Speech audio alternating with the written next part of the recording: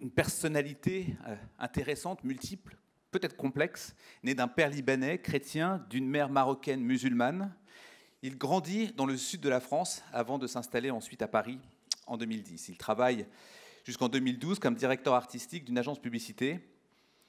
Et il commence des performances, il commence à introduire l'art à plusieurs endroits assez différents. En avril 2012, il s'introduit dans la zone interdite de Tchernobyl pour y coller de véritables affiches de publicité qui font l'apologie de l'énergie nucléaire, afin de célébrer le premier accident de la centrale Fukushima. En janvier 2013, intéressant, et on a discuté de cette dimension-là, notamment avec Dominique Régnier dans la semaine. En 2013, Combo part dans les rues de Hong Kong et il colle des pages de Google censurées par le parti dans les manifestations de Tiananmen. On voit à quel point il peut y avoir une résonance plus de 6 ans après. Il manifeste à ce moment-là, notamment par la récente arrestation de l'artiste Ai Weiwei. Début avril 2013, Combo s'installe rue des Petits Carreaux, dans le 2e arrondissement, pour sa 2e exposition et colle un portrait de Maître Yoda à moustache de 10 mètres de haut. On va le voir un peu plus loin. 30 janvier 2015, quelque chose qui a fait grand bruit, Combo est agressé par 4 jeunes alors qu'il terminait la reproduction de cet artiste qui s'appelle donc Pietror Mozzenico, je ne sais pas si je prononce bien, avec ce logo Coexiste. Cette agression a fait beaucoup de bruit dans la presse à cette époque-là. Du janvier 2016 à mars 2016, à l'Institut du monde arabe, Combo expose cette première exposition intitulée Coexiste, en souvenir des grandes marches républicaines qui ont eu lieu en France en 2015. À partir de 2017, avec d'autres artistes, il colle sur les panneaux d'affichage électoraux des affiches qui parodient celles des candidats. Donc chaque affiche va mettre en scène un personnage. On a évidemment Schtroumpf-Grognon, on a évidemment Pinocchio, on a la petite sirène, on a Cendrillon, on a Moi je n'aime pas les élections, ou encore, je cite, Ma robe et mes souliers m'ont été offerts par une amie. L'objectif de Combo, vous le comprenez, il est à la fois de déranger, il est à la fois de provoquer, mais surtout de faire réfléchir. Je vous demande d'accueillir très chaleureusement Combo.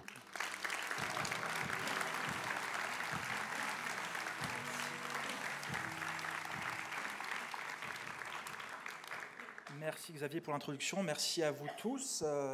Déjà, je voulais vous remercier pour l'invitation à cette semaine de création. Et je tenais à dire qu'au départ, je n'avais pas trop aimé le sujet. Je n'avais pas trop aimé la thématique de frontières. Non pas que je n'ai pas aimé travailler sur ce sujet, non pas que je n'ai pas aimé faire ce mur, mais pour moi, la frontière a toujours été quelque chose de difficile à traiter, à réfléchir ou même à vivre. Au final, les frontières que je fréquente, ou en tout cas que je passe, en général, je vous laisse imaginer qu'avec ma tête de berbère, quand je vois le douanier, j'ai beaucoup de chance et je gagne souvent à la fouille aléatoire. Donc vous comprenez que je n'aime pas trop les frontières et c'est pour ça que j'ai pensé à cette idée de nouvelle frontière et j'ai surtout pensé à tous ceux qui voulaient la franchir. Et dans le dessin que j'ai fait ici, chez vous, j'ai pensé à ces gardes-frontières et je les ai mis en scène en train de nous empêcher d'essayer de nous dépasser par l'espoir physique, nous dépasser par la pensée, nous dépasser par la technologie, par, je pense, toutes les choses qui ont été traitées par les conférenciers qui sont passés avant moi. Et donc c'est une manière un peu symbolique de réfléchir à cette frontière aussi qui, finalement, peut être mentale. Très souvent, on se limite à cette thématique, mais juste rappelons-nous une chose, c'est que ça se passe très rapidement quand on est petit. Et si vous faites attention, je pense que chacun d'entre nous a eu un parent qui lui a dit « tu dépasses un peu les limites ». Et même des fois des professeurs qui vous disent « finalement, tu n'es pas trop fait pour ça ». Évidemment, pas les profs de l'ESSEC, je ne vais pas avoir de problème avec vous. Mais voilà, donc je vais essayer de vous parler un petit peu, non pas des frontières, parce que comme vous voyez bien que ce n'est pas trop le sujet que je maîtrise, c'est plus la peinture. Je vais essayer de vous parler surtout de Coexiste et de comment j'en suis arrivé à faire cette peinture, puisqu'au final, lorsqu'on travaille aussi, lorsqu'on peint, on est aussi traversé par beaucoup de choses. Et notre quotidien, notre vécu a un impact.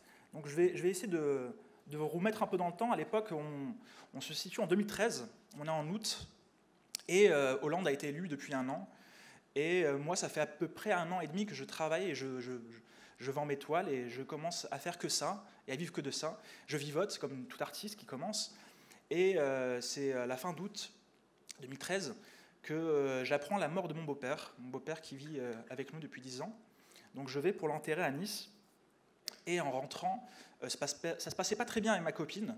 Et je rentre et en fait elle n'est plus là, elle m'a laissé mes affaires dans un carton. Donc elle me dit que je devais partir.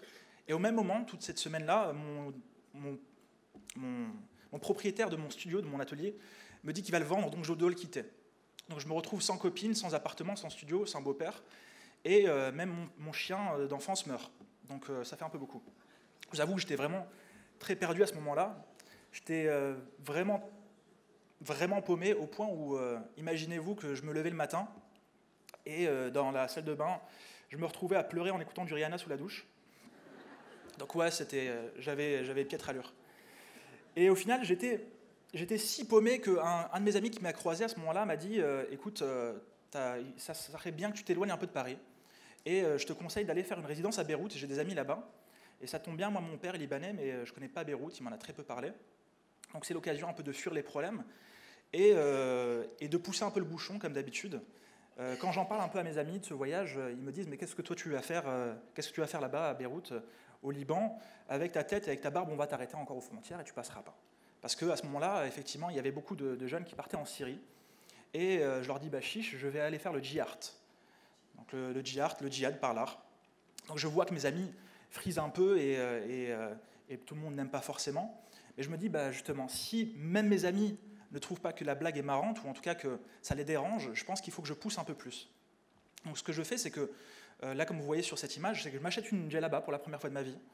Je me laisse pousser la barbe et je me mets en scène dans ma résidence à Beyrouth en train de faire le djihadiste, mais le djihadiste pas vraiment djihadiste, c'est-à-dire que je bois des bières en regardant MTV Liban, je dessine dans les rues de Beyrouth la phrase « Laisse Hamas, mort houmous », moins de Hamas, plus de houmous. Donc je m'amuse avec les codes, je m'amuse parce que en fait, je me dis que c'est trop grave ce qui se passe, ou en tout cas la manière dont c'est présenté, pour laisser les symboliques d'une religion, ou en tout cas les symboliques d'un vêtement, à certaines personnes qui ne le représentent que très peu. Et ma résidence se termine et je dois rentrer très rapidement à Paris, puisqu'il faut que je libère mon atelier comme prévu. Et on se retrouve donc en janvier 2014, et à ce moment-là, il y a les attentats de Charlie Hebdo, comme tout le monde le sait. Et forcément, à la télé, on voit plein de messages qui sont très, très étranges. Et je me dis que tout d'un coup, je peux me servir de ce que je viens de créer au Liban pour peut-être apporter un message important ou intéressant dans les rues de Paris. Donc je commence à me reproduire cette photo et la coller de moi-même avec ma djellaba, avec cette barbe, une sorte de caricature au final de musulman. Et je l'accompagne de phrases, je l'accompagne de savez-vous que le prophète des musulmans était marié avec une chrétienne. Je l'accompagne avec des phrases comme il y a plus de 20% des soldats français qui sont musulmans. Je le fais sur plein de religions. Et je le fais aussi pour ce symbole cohésiste. Et effectivement, comme le rappelait Xavier, à ce moment-là, je suis agressé. Je suis agressé par certains jeunes qui n'ont pas aimé le message, mais qui n'ont pas aimé aussi la représentation du musulman qui l'accompagne. Et donc, ils me demandent de l'effacer, je refuse, et je me prends une bonne raclée, au point où j'ai le visage tuméfié, l'épaule déboîtée. Et je me pose vraiment la question, je me dis qu'est-ce que je vais en faire, et je me dis que je vais... Et au final, je partage mon histoire sur Internet, et très vite, les médias s'en emparent. Je me retrouve tout d'un coup de l'espace d'artiste inconnu d'expérience de 2 ans, à peine d'expérience, à faire des plateaux télé, à faire des radios, à rencontrer tous les médias et à faire pratiquement tous les journaux. Et c'est incroyable, forcément, je vous laisse imaginer quand on devient un peu public en France, tout d'un coup on est invité. J'étais invité par Jack Lang à faire évidemment cette exposition de cohésiste. D'ailleurs, même si vous regardez sur la photo de Jack Lang sur son profil Facebook, c'est toujours moi avec lui, en photo comme ça, comme c'était mon meilleur pote. Donc, et en fait, je continue à diffuser ce message, et je fais une manifestation à Paris où on distribue des centaines d'affiches, où on se retrouve à être une centaine de personnes à coller ce cohésiste partout dans Paris. Et je suis invité de plus en plus par des politiques à venir faire des murs, à aller déjeuner à l'Élysée avec François Hollande. Bon, je vous avoue que si vous me posez la question après, est-ce que c'est bon à l'Élysée de manger, je vous dirai que je ne sais pas trop. François Hollande a mangé tous les gâteaux. Moi, j'ai eu le temps de boire que le café. Mais bon, j'ai pu discuter avec lui, c'était sympa. Et au final, je me retrouve encore à continuer à vouloir peindre ce message, et je suis invité par la ville d'Évry à le peindre et à faire une grande fresque. Et cette fois-ci, je suis accompagné de policiers, de journalistes, Et encore une fois, il y a encore un groupe de jeunes qui veut m'agresser, qui essaie de s'en prendre à moi et à la peinture. D'ailleurs, la peinture à Évry a été abîmée devant les policiers. Et je me pose encore la question, je me dis, est-ce que je dois continuer, est-ce que je dois pousser et me prendre ce risque et aller jusqu'au bout de ce message et le porter le plus longtemps possible. Et je me refuse de me laisser aller et je continue à faire des conférences, à voyager, à débattre avec des associations, à aller dans tous les lieux où on me propose de venir pour diffuser ce message. Et je suis réinvité encore par la ville de Sarcelles pour faire celui-ci que vous voyez. Et encore une fois, ça ne manque pas. Je suis accompagné d'un maître chien cette fois-ci. Et le soir, encore un groupe de jeunes essaie de m'agresser, essaie de me faire tomber de mon échelle. Et mon maître chien est pris à la gorge et même son chien est tapé. Donc quand vous voyez, les gens sont très énervés, ils peuvent aller jusqu'au bout. Et au final, ça a duré pendant 1 an comme ça, où je me démenais avec ma peinture, où je la poussais un maximum, même si j'avais comme je viens de vous l'expliquer, beaucoup de contraintes. Et surtout, je me demandais est-ce que ça paierait, ou en tout cas est-ce que ça aurait un impact. Et effectivement, je recevais beaucoup de messages de soutien de nombreuses personnes sur Internet, par des politiques, comme je viens de vous l'expliquer, par des médias. Et plus que ça, je me disais, est-ce que ça changera ? Et il s'est passé un truc incroyable. À peine 2 ans après, il y a un film qui est sorti qui s'appelait Coexister, je ne sais pas si vous vous en rappelez. C'était un rabbin, un prêtre et un imam qui se mettaient à chanter. C'était un film de Fabrice Eboué. Et il s'est passé ce que j'ai trouvé incroyable, c'est qu'à la sortie, il ne s'est absolument rien passé. Je m'explique, c'est qu'en fait, il n'y a pas eu de polémique, il n'y a pas eu d'agression envers leur équipe, et ils ont réussi à faire la publicité de leur film sans aucun problème. Ce qui fait qu'à peine 2 ans après avoir peint ce message, bon, là vous avez vu que de photos, mais sur Paris, on en a mis des milliers. Tout d'un coup, avec d'autres et de nombreux associatifs, on avait déminié au moins la discussion publique sur ce sujet. Si bien que cette image est un peu devenue une image qui parle beaucoup d'universalisme, évidemment, de laïcité à la française, et surtout elle a été reprise, et c'est là où j'en suis le plus fier, dans beaucoup de livres d'éducation civique, une 20aine à peu près en France, là cette année en Allemagne aussi. Et c'est moi ma grande fierté, parce que je suis arrivé à la peinture, non pas par l'art en soi, mais pas par les musées, mais par les histoires, ou en tout cas les livres d'histoire, où je voyais les œuvres de la Croix, où je voyais les pharaons, et je rêvais de ça. Et finalement, je me dis que je vais laisser ça à mes enfants, je vais laisser ça à vos enfants, en fait, ils vont étudier ce sujet-là, et que malgré les difficultés, ça valait le coup. Voilà, l'habit ne fait pas le moine, la barbe ne fait pas l'imam. Donc j'ai continué à faire, voilà, c'est toutes les images que je fais. Je ne sais pas si vous voulez que j'en dise plus. Si, oui, voilà. Dernièrement, Tintin, je vous en parlais 1 minute. Tintin, je l'avais peint à Bruxelles lors d'un tour d'Europe. Et donc je l'ai imaginé en train d'embrasser Haddock, parce que pour moi, en lisant beaucoup Tintin, j'avais remarqué que très souvent, il n'y avait pas de femme, ou en tout cas la Castafiore, et dès qu'il la voyait, il s'enfuyait. Et je me disais que 2 hommes qui habitent tous les 2 dans un château avec un petit chien, ça faisait un peu sens.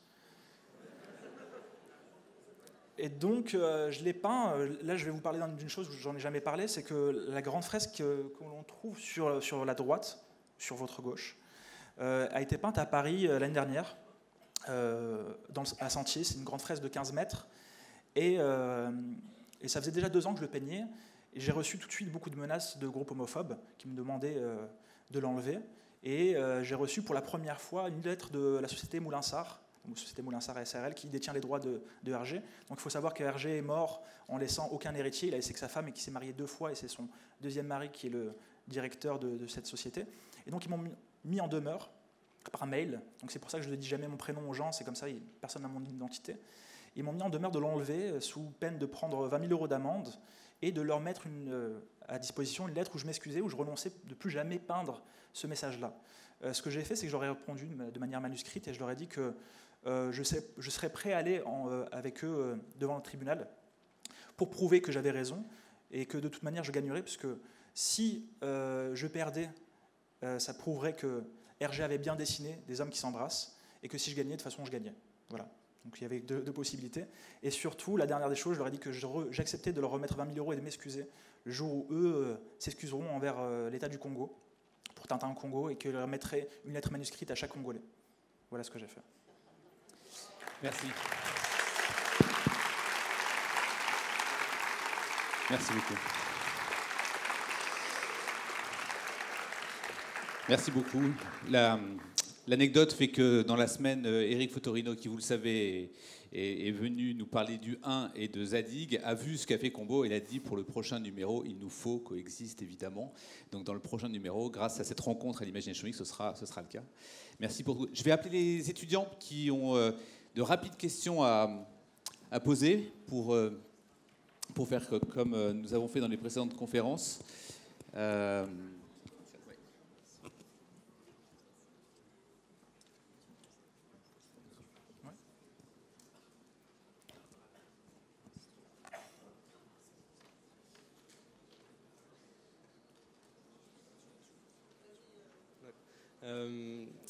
Vous avez évoqué plus tôt que vous avez commencé assez jeune l'art de rue et également une année aux Beaux-Arts. Et donc, on souhaiterait savoir quel est le déclic qui vous a décidé à faire de l'art votre métier. Effectivement, je vais être encore un peu provocateur. C'est que j'ai commencé à graffer. Non, évidemment, je dessinais un peu comme tout enfant, mais j'ai acheté une bombe de peinture parce qu'en fait, j'avais une prof de français qui était vraiment horrible. Et j'avais décidé de lui peindre sa voiture. Et chance pour elle, non, en tout cas, chance pour moi, c'est que je n'ai jamais retrouvé sa voiture et j'ai gardé la bombe de peinture et je me suis mis à peindre dans mon quartier. Et voilà, j'avais beaucoup d'amis où on peignait ensemble à l'époque et je n'ai jamais arrêté depuis. Donc finalement, des fois, une mauvaise volonté peut amener à des bonnes choses. Merci. Vous utilisez beaucoup votre image dans vos œuvres. Quel sens cela a-t-il pour vous? Le sens, déjà, je m'aime bien. Ça se voit. Non, en fait, c'est qu'il y a deux choses. La première, c'est qu'il faut toujours des modèles. Et le premier modèle que j'ai sous la main, c'est ma tête. Et la deuxième, c'est qu'en général, je m'en sers de manière symbolique. Là, cette fois-ci, évidemment, sur Coexiste, elle avait une portée, puisque je défendais un peu ce côté de musulman un peu ouvert et laïque, ou tout simplement musulman. Et là, dans la fresque que j'ai réalisée chez vous, c'est que je me suis mis moi-même en scène pour pas genrer, ou en tout cas pas donner de signe extérieur aux personnages, pour pas leur donner un sexe ou une origine ou une classe sociale. Et je me suis servi plutôt de mon visage comme un motif. Voilà. On avait une autre question, c'était comment appréhendez-vous l'écart entre l'univers du street artist, donc la rue, et celui d'une école de commerce? Est-ce qu'il y a quelque chose qui change dans votre démarche par rapport au sujet traité ou la manière dont vous arrivez à ce que vous voulez faire? Alors, je ne pourrais pas répondre très bien parce que je n'ai jamais fait d'école de commerce. J'ai fait juste une année aux Beaux-Arts.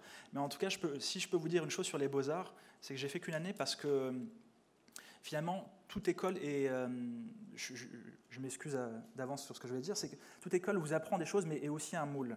Et ce que a bien dit votre directeur, c'est qu'elle doit vous apprendre aussi à penser. Et certaines écoles ne le font pas, elles vous apprennent à être un clou et de rentrer dans un trou finalement. Et je pense que ce que vous êtes en train de faire, d'apprendre à aussi créer et imaginer, va vous pousser par la suite à être meilleur en entreprise, ou en tout cas créer des belles choses. Et c'est pour ça que j'ai voulu vous parler plus ou moins, moi aussi, un petit peu de ma vie. C'est parce que je crois qu'en lisant, en tout cas en écoutant beaucoup d'histoires, de biographies, on peut en tirer des leçons, et je pense qu'on peut apprendre des leçons d'entrepreneuriat en lisant La guerre de Gaulle de Jules César. Et enfin, pour finir, on voulait savoir si vous réagissez à chaud, entre guillemets, aux événements d'actualité, ou si vous prenez plus de temps pour explorer le sujet en profondeur. Alors, il y a deux exercices. Il y en a un où je prends vraiment le temps, comme je vous ai expliqué, et il y a celui où je réponds vraiment sur l'actualité. Je ne sais pas si on a un exemple ici où j'ai fait des choses avec Trump et Macron. Non, je ne pense pas, non. Et en fait, je fais le même exercice qu'un caricaturiste, parce que j'adore ça. C'est de voir l'information dès le matin et de pouvoir la peindre le soir même. Et j'avais peint Trump en train de taguer dans la rue Make America Great Again, et j'avais peint Macron derrière lui en train de lui taguer dans le dos Make Earth Great Again. Donc je trouvais ça drôle de réagir, et je fais ces caricatures politiques parce que je trouve que la rue est un espace public où finalement on ne prend pas beaucoup la parole. Finalement, tout le monde, chacun d'entre nous est un piéton, et quand on veut vraiment s'impliquer dans l'espace public, il faut demander une autorisation, ne serait-ce que pour manifester. Et je trouve que quand on prend la parole, évidemment, on prend le pouvoir. C'est pour ça que moi je dis que le street art, c'est une sorte de coup d'État à chaque fois, à l'échelle d'un muret. Et j'aime pousser mes messages le plus loin possible. Merci infiniment. Merci à tous. Merci à vous. Merci Combo.